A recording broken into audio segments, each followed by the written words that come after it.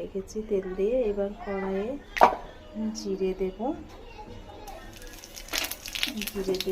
পেঁয়াজ লঙ্কা দেবো, হালকা একটু ভাজা ভাজা করে নেব।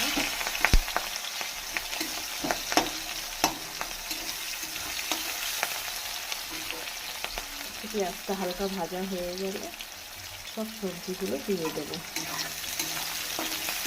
আমার বাবা আগে দেখতাম বাজার থেকে মূলো, বেগুন সব কিছু নিয়েছে না চুনো মাছের চচ্চড়ি করতে।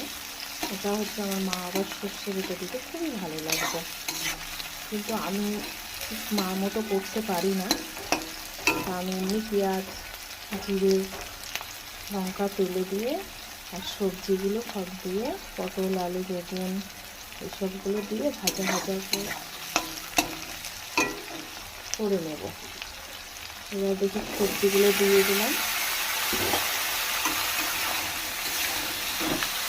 সবজিগুলো একটু ভাজা ভাজা হয়ে গেলে নুন হলুদটা দিয়ে দেবো। নুন হলুদ দিয়ে একটু হালকা জিরের গুঁড়ো দেবো। এবার নুন হলুদটা দিয়ে দেবো।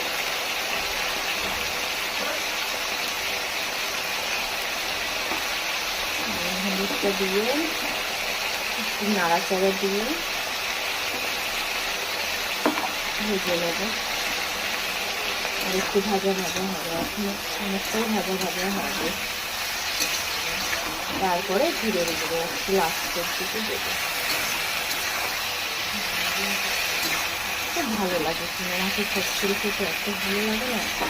গরমের দিনে চুনো মাছের চচ্চড়ি, আম দিয়ে টক ডাল, এইগুলো হলে তো কোনো কথাই নেই। মাছ, মাংস সব দিলে ভাজবে। এবার একটু জিরের গুঁড়োটা দিয়ে দিই। জিরের গুঁড়ো দিয়ে একটু নাড়াচাড়া করবো।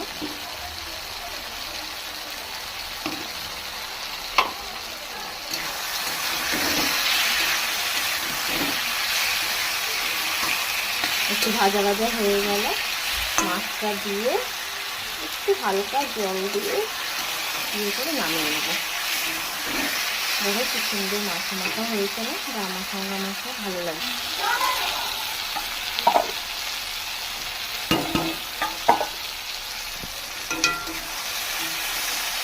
দেখো কি সুন্দর মাখা মাখা হয়েছে। জল না দিলেও হবে, আলু সিদ্ধ হয়ে গেছে। জল আর দেবো না, এটাই তো মাখা মাখা করে নাড়াচাড়া দিয়ে নামিয়ে দেবো।